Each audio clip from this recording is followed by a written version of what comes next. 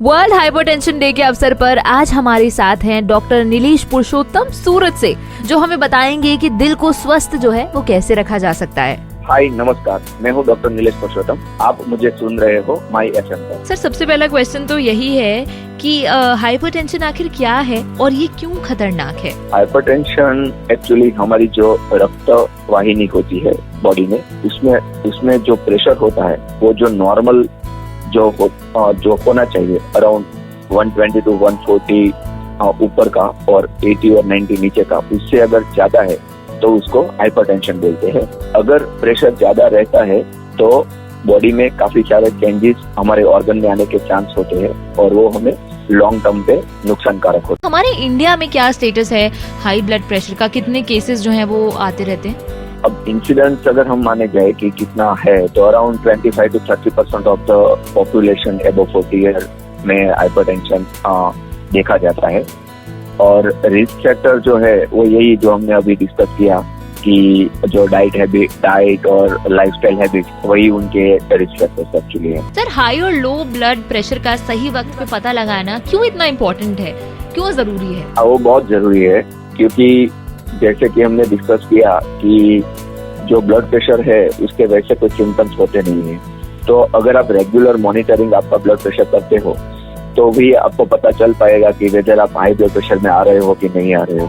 तो regular monitoring करके हमारा ब्लड प्रेशर ज्यादा है कि नहीं वो हमें पता होना बहुत जरूरी है, to prevent many complications what we discuss किया। हमने जैसे डिस्कस किया वो सब नुकसान ना हो, इसलिए हमें पता होना जरूरी है।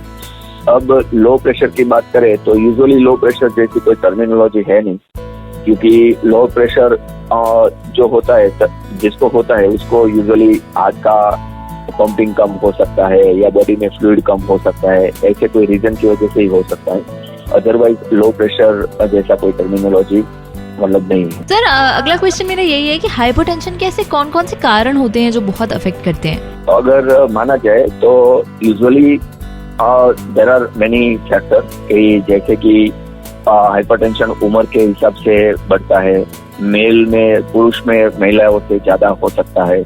अगर माता पिता को हाइपरटेंशन होता है तो बच्चों के आने के कारण रहते हैं। ये सब उसके नॉन मॉडिफाइबल रीजन है।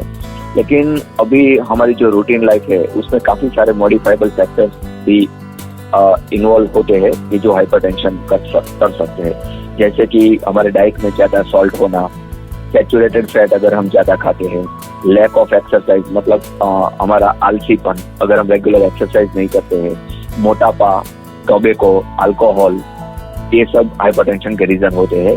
कभी कभी स्ट्रेस भी एक हाइपरटेंशन का रीजन हो सकता है। बाकी कुछ एज प्लस भी हाइपरटेंशन कर सकती है। अगर पेशेंट को डायबिटीज है, ऑब्स्ट्रक्टिव स्लीप एपनिया है जो रात को खराटे बोलते हैं, कोई थायराइड डिसऑर्डर है, वैसे लोगों को भी हाइपरटेंशन हो सकता है। सर, अगर हम बात करें कि हाइपरटेंशन के ऐसे कौन से शुरुआती लक्षण हैं जो इंसान को दिखने लग जाते हैं एंड जैसे ये लक्षण दिखे और वैसे ही हम रश कर सकते हैं डॉक्टर के पास, तो वो कौन सी चीजें हैं जो हमें शुरुआती दौर में ही दिखने लग जाती हैं? अच्छा, ये बहुत ही इम्पोर्टेंट क्वेश्चन है कि हाइपरटेंशन, डायबिटीज, कोलेस्ट्रॉल, ये सब ऐसे डिजीज है, आई थिंक डिजीज नहीं कहते उसको, रिस्क फैक्टर माना जाता है कि उसमें पेशेंट को कोई लक्षण ही नहीं होते हैं। इसलिए क्या होता है कि लंबे समय तक वो अननोटिस्ड रहते हैं और ये सब चीजें हमारे बॉडी को धीरे धीरे हमारे ऑर्गन्स को धीरे धीरे नुकसान कर सकता है। कभी कभी जब उसके मतलब अलार्मिंग सिम्टम्स होते हैं, जैसे कि हेडेक होना, नोजिया वोमिटिंग होना, सर दर्द मतलब उल्टी का सर दर्द के साथ, या फिर नाक में से खून बहना, छाती में दुखावा होना, ब्रीदिंग डिफिकल्टी होना, कभी कभी लकवा हो सकता है, वो स्लर्ड स्पीच वगैरह हो सकता है, विजन में प्रॉब्लम आ सकता है। तो ये सब हाइपरटेंशन के अलार्मिंग सिम्टम्स है। अगर ऐसा कुछ होता है तो आदमी को या किसी भी व्यक्ति को तुरंत डॉक्टर का कांटेक्ट करना चाहिए। सर, अगर मैं बात करूं हाइपरटेंशन के बारे में, अगर एक मैसेज देना हो हमारी जनता को जाते जाते, तो वो मैसेज क्या होगा? I would like to give a message कि just check your blood pressure regularly and at least साल में एक बार चेक करना चाहिए आफ्टर 30 ईयर्स।